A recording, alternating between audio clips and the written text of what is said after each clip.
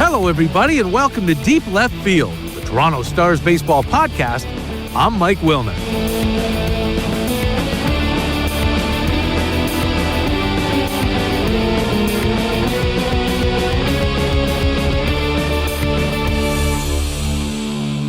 It is episode 336, and this is my last day in Florida at spring training.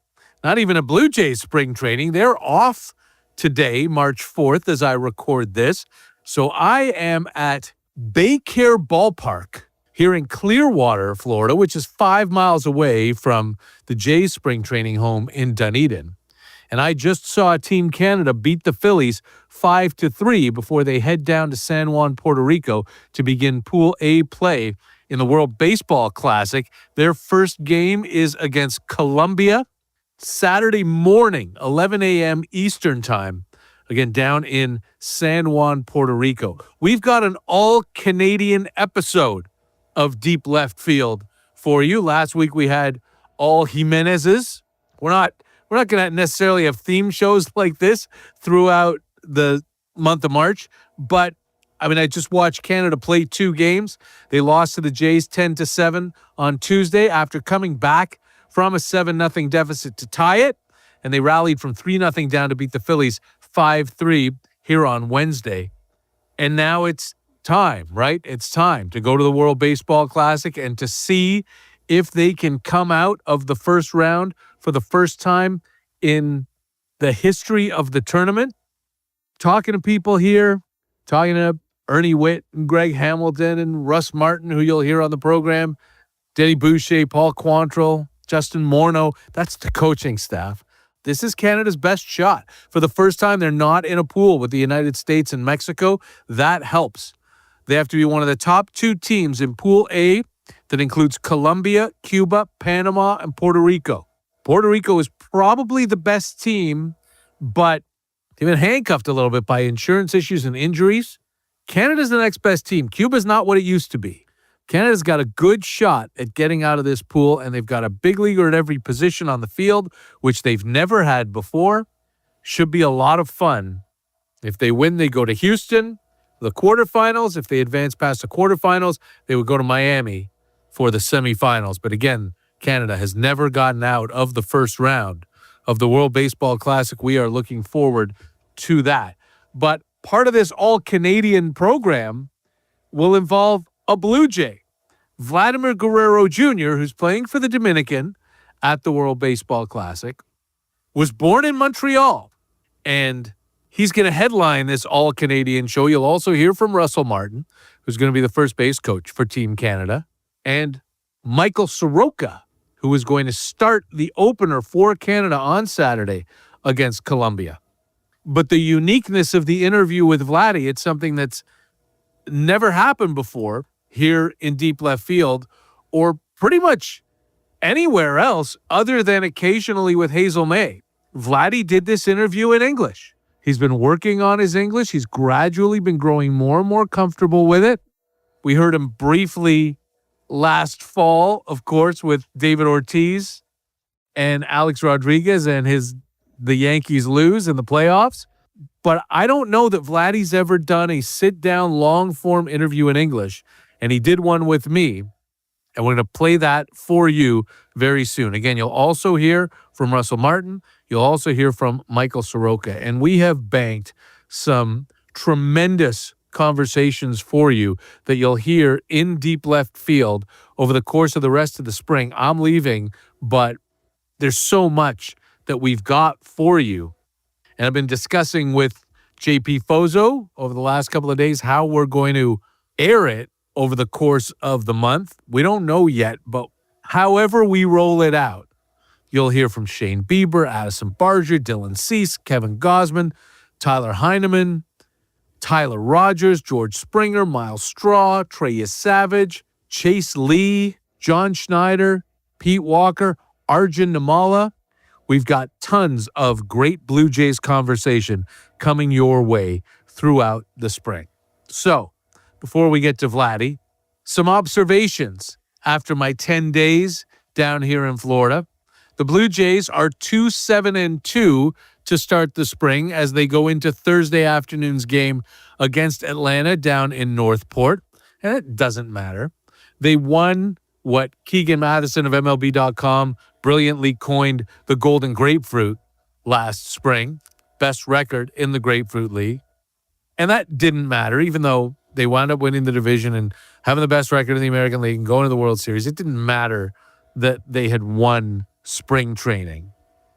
So what are you looking for down here? What am I keeping my eyes open? What made an impression on me over the last 10 days? Well, first of all, health. Nobody came out of a game hurt. All the pitchers who are on the mound are getting their work in. And Eloy Jimenez, I mean, I know, I get it.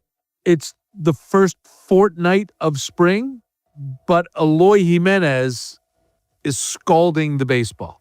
It's not just that he's hitting .412, and it's not just that he's got a 1209 OPS. He's hitting the ball really, really hard, to the extent that his average exit velocity, and I understand at what point in the spring we are, but remember, this is a super prospect at one time, right? This is a guy who hit 45 home runs in his first 173 Major League games before he started getting hurt, and he's still under 30.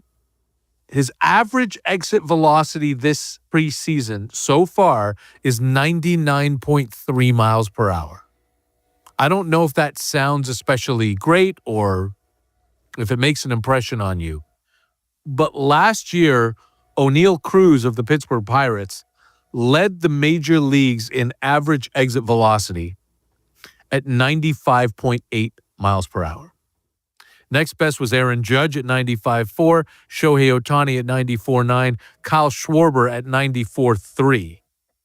And the three of them combined to hit, 160 home runs? Eloy Jimenez is 3.5 miles an hour harder off the bat than the major league leader in exit velocity. If he can stay healthy, he gives the Blue Jays a very pleasant conundrum. It's tough to fit him on the roster, especially since, as you'll see in the Toronto Star today, the column I wrote, March 5th, the day this drops, about the fact that the Jays have two left-handed hitting left fielders that they're planning on platooning. And everybody's saying all the right things, but it doesn't make any sense. There's room for Eloy Jimenez if he keeps this up. And if he stays healthy, that's absolutely what's made the biggest impression on me so far this spring.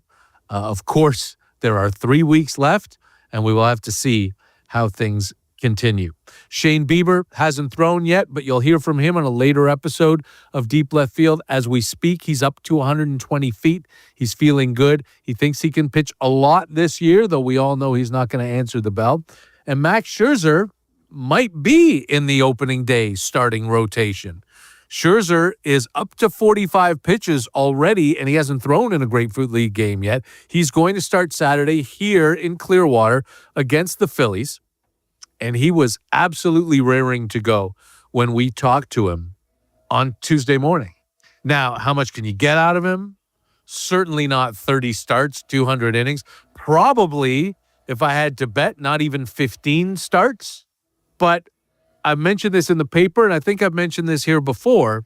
The Los Angeles Dodgers only had one pitcher make more than 22 starts last year. They used 40 different pitchers last year. They didn't really care how healthy their pitchers were over the course of the regular season, as long as they were ready in October. Now, the difference is, clearly, that the Dodgers had pretty much a guaranteed path to the playoffs, and the Blue Jays do not. So the Blue Jays can't be as cavalier about that and say, we don't care as long as everybody's good down the stretch, or as many people as possible are good down the stretch.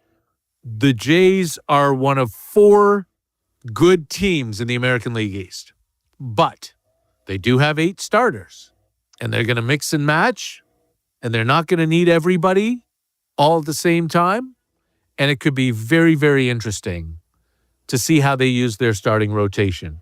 How many starts can Shane Bieber make? How many starts can Max Scherzer make? Kevin Gausman is on the wrong side of 35 now, and he threw the most pitches of anybody in the major leagues last year. Can he haul 190 innings and 32 starts? How much can you get out of Dylan Cease and Jose Barrios? Cease, I think, is the guy that they're going to be leaning on more than anybody else.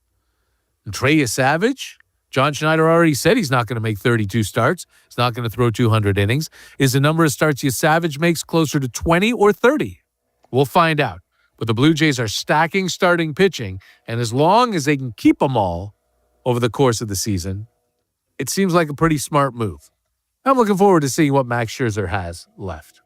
We'll see a lot of spring to go before opening day, which is 3 weeks and 1 day from the day this show drops on Thursday afternoon. Vladimir Guerrero Jr. is coming off an incredible playoffs where, by his standards, he had a pedestrian regular season in 2025, did not lead the team in home runs, only hit 23. His OPS, 848, was the second highest it had been since his great year in 2021, but still not among the best of the best in the major leagues. But then in the playoffs, Vladdy went off. You might remember that coming into the 2025 playoffs, Vladdy was 3 for 22 in 6 playoff games without a home run. And the Jays were 0-6 in those playoff games. But last year, in 18 playoff games, Vladdy hit 397. With a 494 on base, he got on base in almost half of his plate appearances. And he hit 8 home runs. He went off. And it was wonderful to see. He can't sustain a 75 homer pace over the course of 162 games. But Vladdy tapped into something. And we shall see how much more he's able to do in this regular season now that he's had a taste of that. I got a chance to talk to Vladimir Guerrero Jr. without a translator. And here's that conversation. Vladdy, first of all, thank you for doing this. It's a very different camp this year. It feels like this group now sort of knows what it can do after being in the World Series last year. What's the feeling for you like being here? I mean, it's amazing, it's back, be back here with my team and, and new guys, new faces. Try to know everybody in here, but to me, it's, we having fun. We know what we have to do to win, and to me, it's like we take here every day, serious, 1 day at a time, Yeah, absolutely. And, you know what you have to do to win after being in the World Series last year. Did that experience, did it feel like you thought it was going to feel like? Did it live up to what you thought it was going to be like? Yeah, it's a great experience, but we always say, that was in the past, and this year is a new year. We got to continue working hard, continue to get better to help the team to win. What do you think of the changes that the team made in the offseason? I mean, everybody talks about you and Bo and the friendship, but you said at the end of the World Series, look, I hope he's back, but if he goes, you still got to win here. Yeah, they did a great job. You have to understand the business part, and we tried the best to get him back, but like I always say, he got a family too, and he gotta put his family in good place, and to me, it's like, they did a great job, sign Dylan, sign Roger, and Ponce, a lot of guys, Okamoto, it's amazing being around this guy, this new group, and to me, it's, I hope this year we finish better than last year. Yeah, 1 game better or 2 outs better than last year. That's all you need to be. How did it feel like to get so close? I mean, in the clubhouse afterwards, everybody was so sad. But, now that you've had a couple of months to think about it, 2 outs away or even 2 inches away from a World Series win. I mean, it's baseball. It's baseball. You got to understand. Everybody wants to get an out at that point. Nobody wants to me is in that point. But to us, like I always say, it's something that we can learn. We have to learn, and it's in the past. It's in the past. You got to flush, and you got to continue forward. To me that I'm looking forward, and I try to do way better this year. Okay, but one more question about looking back, and that's the postseason that you had. You hit at a 75 home run pace and you hit 370. It's impossible to do that over 6 months. Nobody's ever done it. But is there a lesson that you learned to maybe tap into that on a more regular basis? Can you recreate that feeling when you're not in the postseason? It seems like that would be hard to do.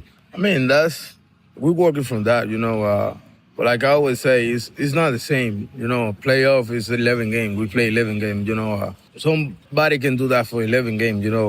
That's 2 weeks. But like I always say, for me, it's like I just play one day at a time. Whatever happen. I always work hard to try to put a good number, like I always say. But in my mind, I always think is winning. How I can do one thing to help the team to win. That's what I always in my mind. I don't want to be I want to hit 50. I want to hit 300. I just if the team win, I'm fine. I know if the team winning because we do something good in the field. And to me, I just think about team. I don't think about myself. When you think about yourself, I think anything that you do best, it can happen. But you got to think about your teammate, about your team, and try to help the team to win. Absolutely. Okay, so let's talk a little bit about the team. You mentioned all the people that they brought in. The World Series is over, and like a month later, Dylan Cease is signed, the best pitcher who was available on the free agent market. How does that make you guys feel? Good. That's right. I say they do a great job, especially with rotation. They do a great job. We got good pitcher, we got good staff, and to me, it's like I say, we all together here to trying to win, and I hope this year we win. What have you thought about Okamoto in the 2 weeks that you've gotten a chance to get to know him? I mean, he's good, he's good. Like I always say, he's quiet. He like to work.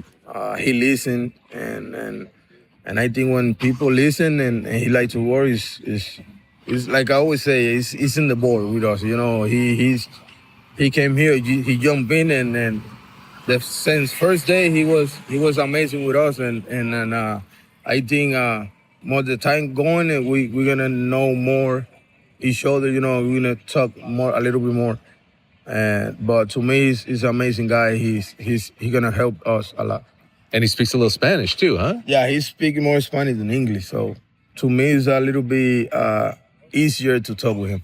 Yeah, which is cool. And now he's gone, and soon you're going to be gone, and you're going to play for the Dominican at the World Baseball Classic. How exciting is it to put that uniform on? I mean, it's really excited. I said today I just flying to Miami, to meet the team over there. But like I always say, I just one day at a time. I leave one day at a time.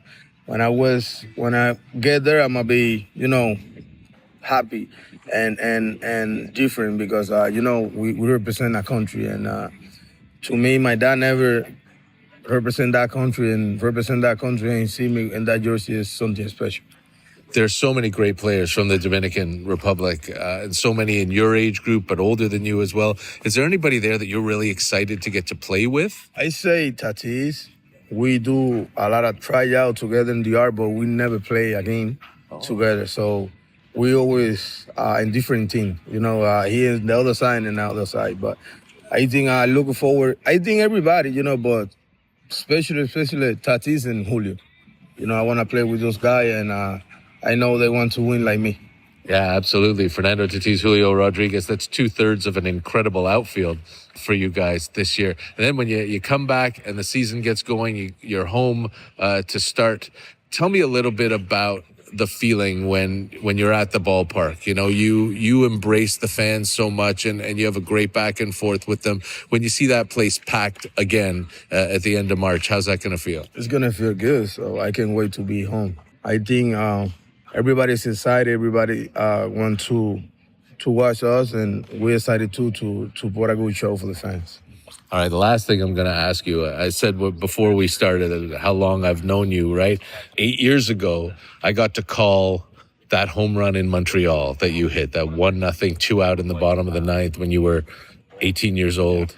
To go from 17 years old, right? To go from there to here. I mean, how did that feel at the time? And when you look back at that guy, what do you think? I mean, I still have that home run in my mind, and especially my first time going back to Montreal. I mean, my first and last because I never been there. But to me, it's special, my whole family was there back from Dominican to Montreal, first time back and hit that home run is special, I know it's been training, but that's one of my best home runs that I hit in my life. Yeah, absolutely. It's it was spring training, but one of the best home runs ever hit by a Blue Jay. Vladdy, it's so great to talk to you. Thank you so much for this. Best of luck until you play Canada in the World Baseball Classic, and have a wonderful year. Thank you. That's Vladimir Guerrero Jr., and I went back and checked. He was 19 when he hit that home run. He had just turned 19 about a week and a half earlier, but he'll never forget it. I'll never forget it. I think other than Edwin Encarnacion's game-tying home run, the inning before Jose Bautista's walk-off in 2015, that Vladdy spring training homer was the biggest home run I ever called on the radio, and especially emotional at the time, sitting beside Elliot Price, who had called Expos games for so many years.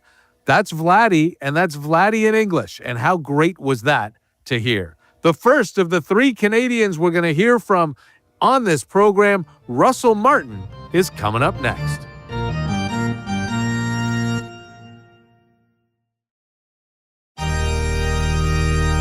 You're in Deep Left Field. I'm Mike Wilner right here at Baycare Ballpark in Philadelphia. We're sitting here in the broadcast booth, and you can hear the post-game cleaning going on. It's like that old Jays Talk sound of the leaf blowers clearing out the stands. But the good thing about that here, and I don't know if you can hear it right now, is that there is just crappy cover after crappy cover coming out of the Tiki Bar in deep left field here at this ballpark. They play for a couple of hours after, and somehow the audience does encourage them by applauding, but it's just, I feel so bad for the Phillies writers who have to sit through this 15 times a spring. Right now, we're hearing Listen to the Music by the Doobie Brothers, and it's just, it's so bad.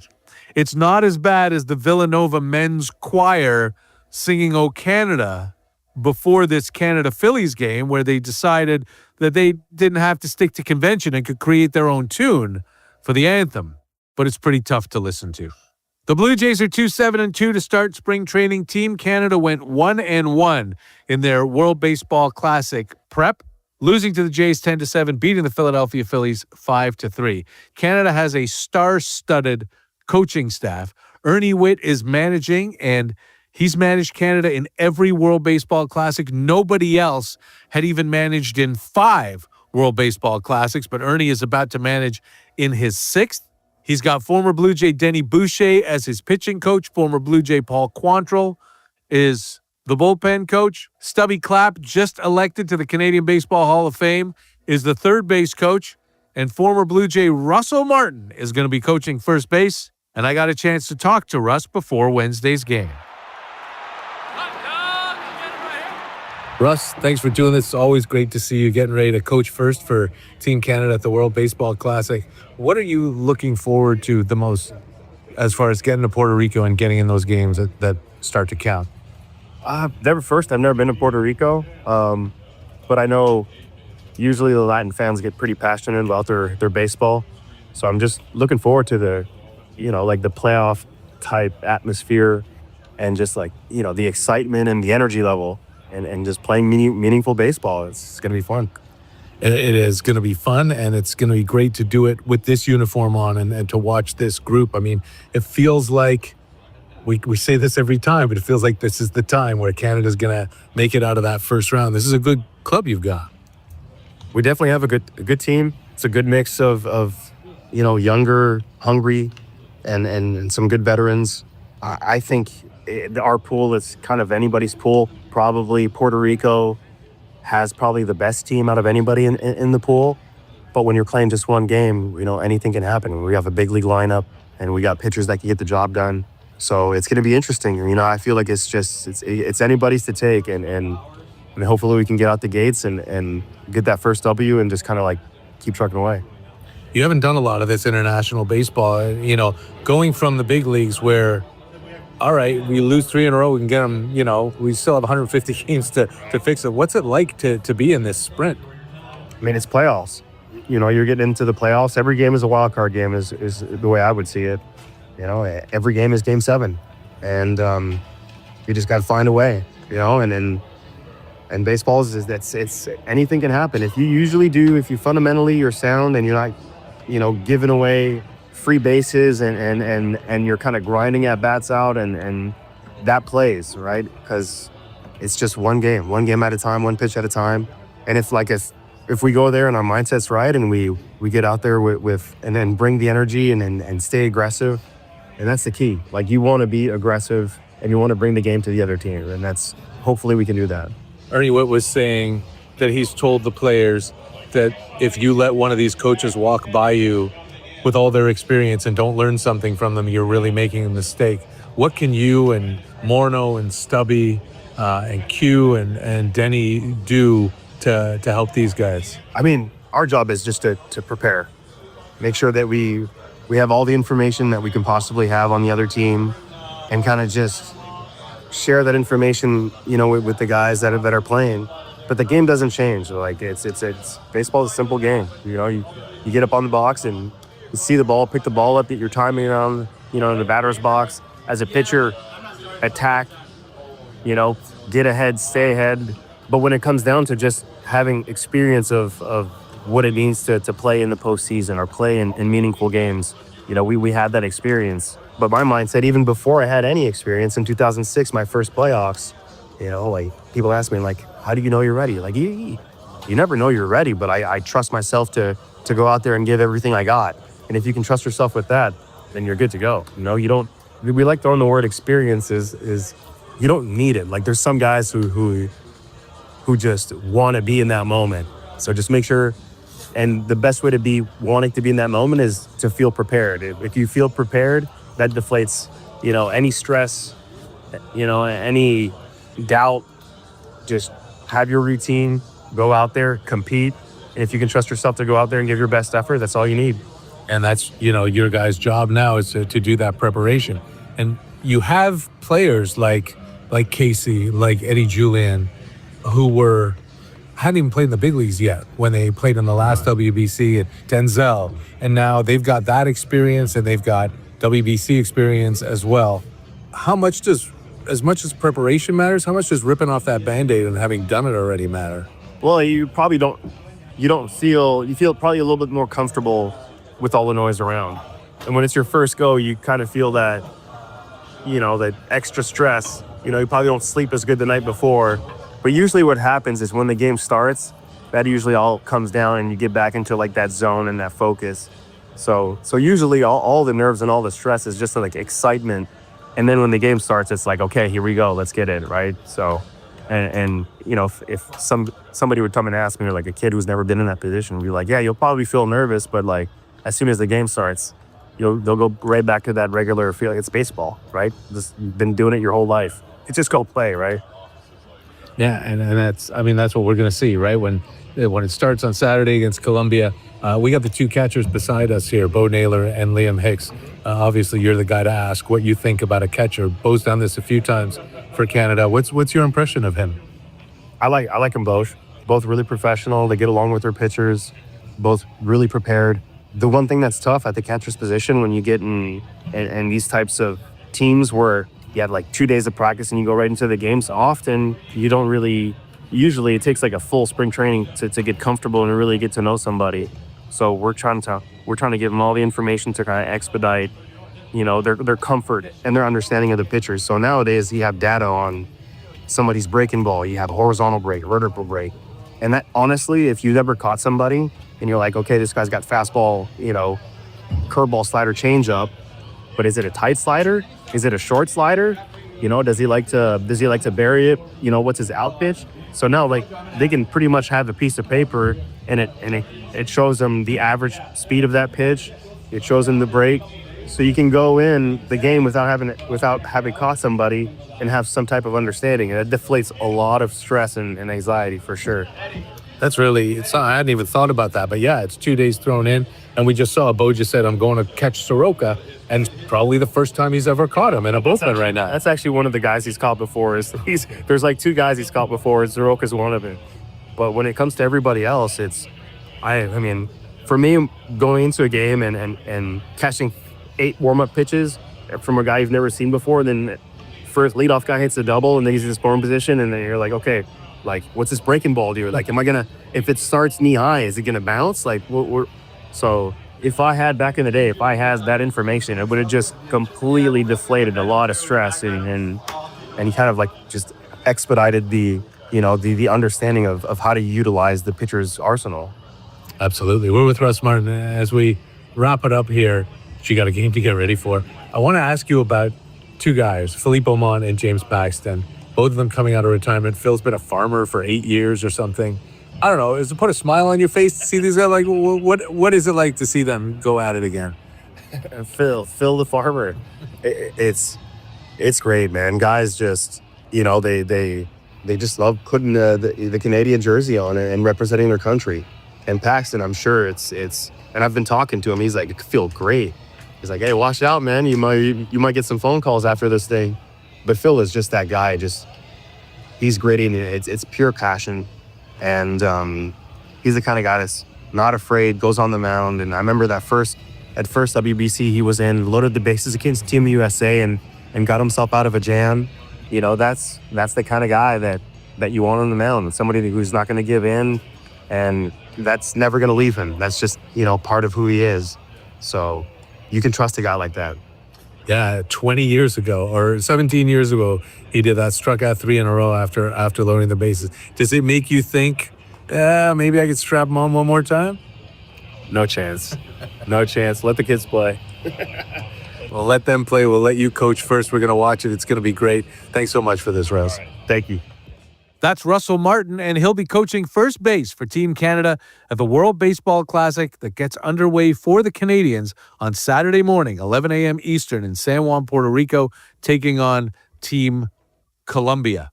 And both James Paxton and Philippe Aumont got into the game against the Philadelphia Phillies.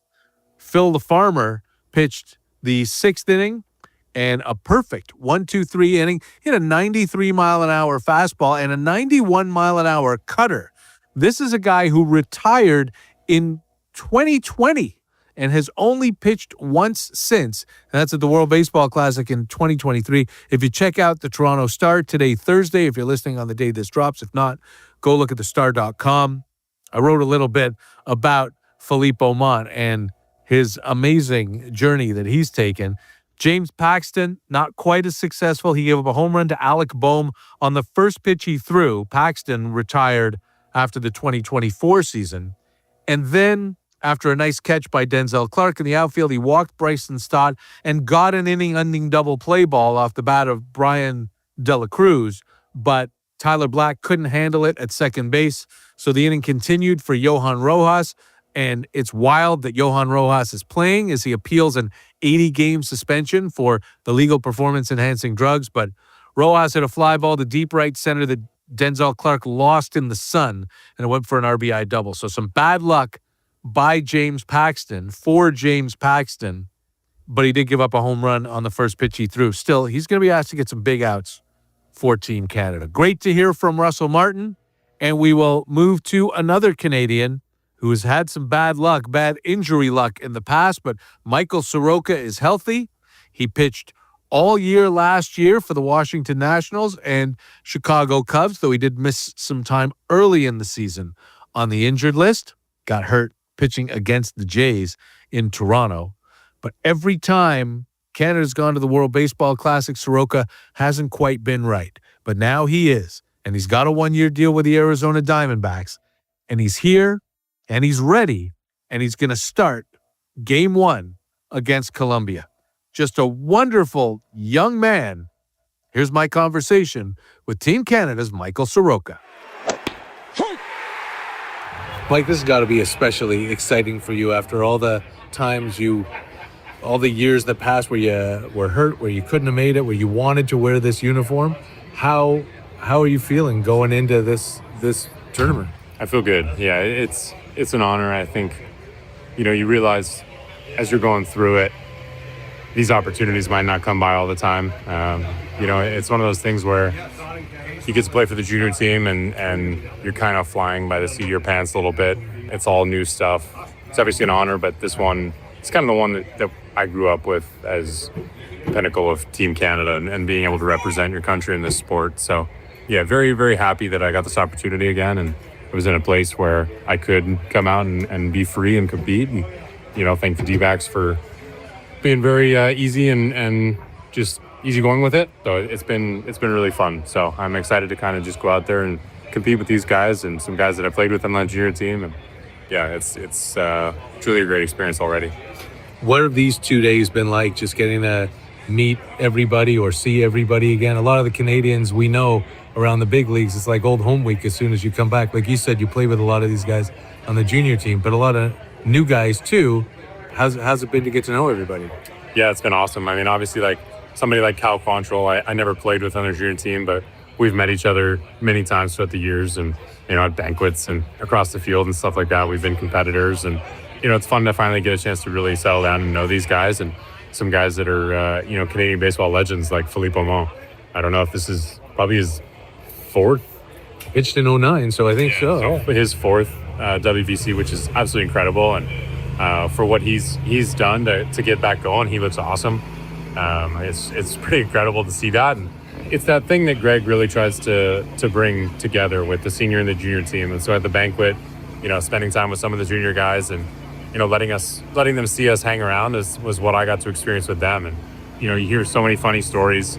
Some of the guys playing back in the day, guys that still come back, Romack, Stern, Racema, these guys that I get to hear this stuff from. And, it really breeds a culture of a family. And that's what this organization's about. And looking to go make more memories and more stories and, just put our best foot forward. And look, we're still telling stories about the WBC 20 years ago with Canada and the U.S. And you're right, this is more memories, more stories, and hopefully a second round berth this time. What's it going to feel like to have the ball in your hand when the tournament begins?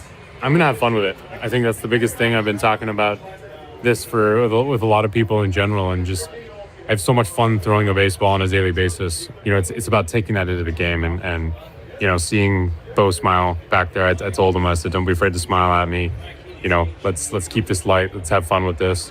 It's a dream come true in a lot of respects. I think one of the moments that I remember the most, because I was a little too young with baseball in 06 when they beat the U.S., but we've seen that highlight many times at the banquets. I think 2013 I was watching from the original Hooters in Lakeland. I was down on a baseball trip with a high school team, and we were watching Canada and Mexico go at it. So there's that early pride that shows up, and just enjoy the moment. That's the number one thing you hear from these guys that have been there and retired is just, I wish I enjoyed it a little more. I wish I had fun while I was out there.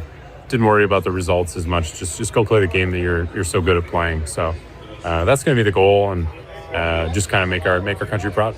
That's a great way to think about it. I remember after that Canada-Mexico game in 13, Larry Walker, I think he paired off with Alfredo Aceves. I'm not sure who it was, but he said he looked into his eyes and he saw Satan. It's one of the great lines in Canadian baseball.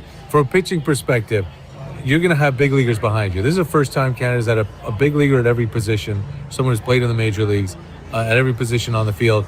But for you, how much fun is it going to be to have Denzel Clark running around there in center field? Yeah, very fun. I think, like I said, I've got a chance to play against a lot of these guys that I didn't get to play with on a junior team. Never faced off against Denzel, but Toro and Julian and all those guys, and to be able to come together and know that I've had difficult battles against them, knowing that they're going to bring their best, and it's really exciting. I think the other thing too is we have to, with our pitching staff, let them understand that they're all going to be there one day as well. I think there's people that weren't able to come. There always is. It's how the WBC works. But the guys that we do have in our bullpen, they all have big league stuff. They're all capable. This tournament's not too big for them. Just go out there and like I said, enjoy it and let it fly. So I think 1 through whatever we got on our roster, went through 30 something, I think, because it's we got extra pitchers. Everybody's capable, and I think this team could do something special. Look, guys break through in this tournament. Eddie Julian did last time out. Michael Saunders was was in a tournament all-star, even though the team didn't get out of the first round. But this can be sort of a proving ground. And for my money anyway, I'd rather see young guys in games like this than, on a random Tuesday in spring training. Yeah, absolutely. They got nothing to lose. A lot of them, if they haven't been even in big league camp yet, they have nothing to lose. Nobody expects them to dominate their first time out, and they get to play with house money.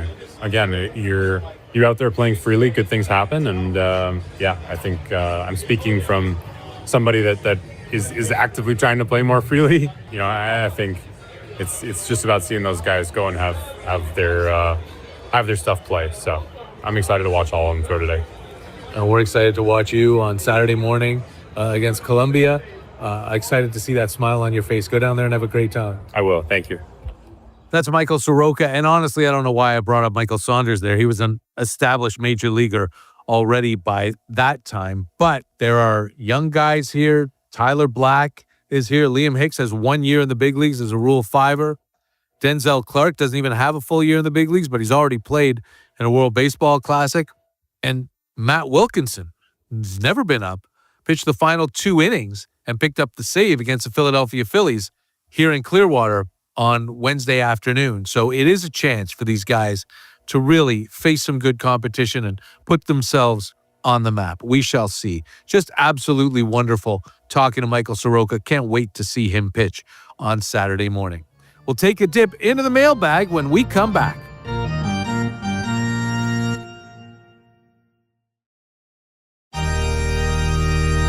You're in Deep Left Field. I'm Mike Wilner. Thank you so much for joining us. Our last episode from down here in Florida, but so much great spring training conversation that I've had over the course of the last week and a half and that you will hear over the course of the next 3 weeks here in Deep Left Field. And a reminder, since we don't quite know what our schedule is going to be, but it's not going to be just every Thursday from now until opening day. So please subscribe to the podcast or favorite it, depending on how your favorite podcast platform works. And if you feel like giving us a 5-star rating on Apple Podcasts, we would appreciate it because that helps to push the algorithm and get this into as many ears as possible. We're still fighting against the big dogs, the little podcast that could. So if you like it and you're here, I'm assuming because you do, tell all your friends and maybe they'll come visit us as well.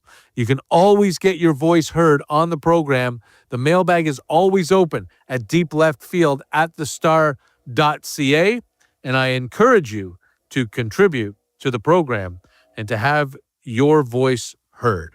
Only a quick little dip into the mailbag this time around. We had the Jeff Hoffman show on Monday, so we haven't quite had as much time, but also we don't want to run too long. We appreciate your listenership, and we don't want to keep you. So the first email is from Louise, who said, "Thank you for telling Blue Jays fans to stay home and stop contributing to the American economy. Love the podcast. Go Jays." Louise, I appreciate it, and that goes to what I said last week when I was in Lakeland. And now that the trip is over, my 10 days here in Florida, I have to say what has struck me the most and sort of upset me the most is how normal everything has been. It has been a completely normal spring training trip to Florida for me. Nothing outwardly is different. And it's very easy for a lot of people to say, yeah, we're hearing about all these terrible things that are happening, or it's not affecting me, so I don't have to think about it. And that's just scary as hell to me. Thank you, Louise. Kathleen, and you should, when you email the Deep Left Field at thestar.ca, tell me where you're from too. I don't know if that's just the old radio in me, but first name, where you're from. Kathleen says, just a quick question. Why don't the Jays put the players' names on their jerseys during spring training? Other teams do, and it would make it much easier for fans since there are so many not well-known players. Some other teams do, but not a lot. And the reason that very often you don't see names on the back of spring training jerseys is because every game there are at least a half a dozen, if not more, players called up from the minor league complex to help out because regulars don't play most of the game. It's very rare to see any of the regulars into the sixth inning. So because they're different minor leaguers that are called up every game and they're just assigned a shirt, you can have a number 91 one day who is not, who wears 74 the other guy the next day while somebody else wears 91. You can have two people wearing the same number. And if only the major leaguers had their names on the back, it would look pretty weird to have like 3 players on the field with their names and 6 without, or to start the game with 7 players with their names on their back and finish with nobody. I'm pretty sure that's why they don't do it. And I understand that it would be easier to know who's who, very obviously, if everybody's name was on the back of their jersey, but it's just, it's not feasible in spring training. And I think it would look weird if only half the players had their names on their backs, though I have seen that from some other teams.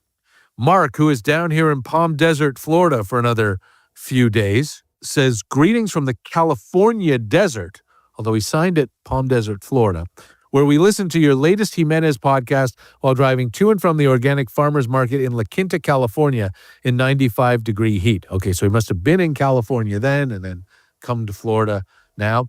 I'll figure this out, Mark. A terrific podcast, and something struck me as odd. Your former employer has all of their, why are we insulting my former colleagues? That's not nice. Not nice. But the complaint is that there haven't been a lot of sit-down interviews with players on Sportsnet, and it's just sort of a stand-up with a reporter back in Toronto a lot of the time for the daily shows. But I'm not going to get into the insulting stuff. Mark continues by saying, I realize that your resources are probably pretty meager.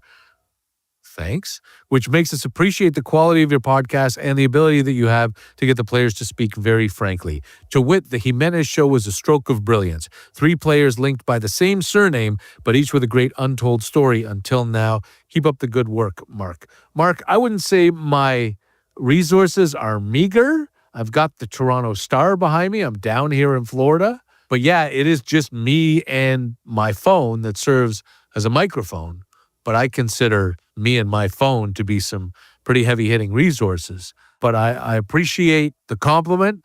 The Jimenezes were a lot of fun to talk to. Only 2 of them have the same surname because Andre spells his with a G as opposed to a J. But it was a lot of fun. And I like doing little theme shows like that.